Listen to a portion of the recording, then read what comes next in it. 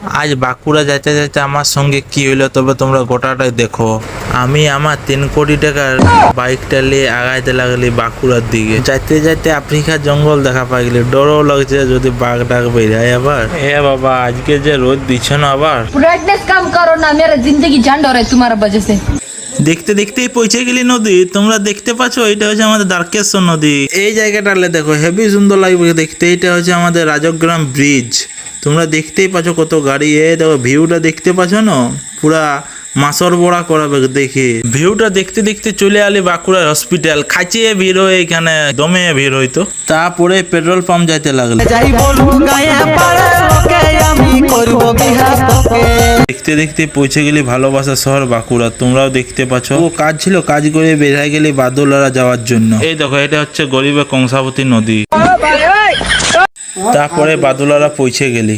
তারপর বাদুলারা কাজ করে আমি আমার দাদা এদিকে চলে আসতে লাগলি। তারপর হেলমেটটা পরিয়ে করে গোটায়। এই দেখো এটা হচ্ছে আমাদের আবার সেই রাজগ্রাম ব্রিজটাই তোমাদেরকে একবার দেখাচ্ছি।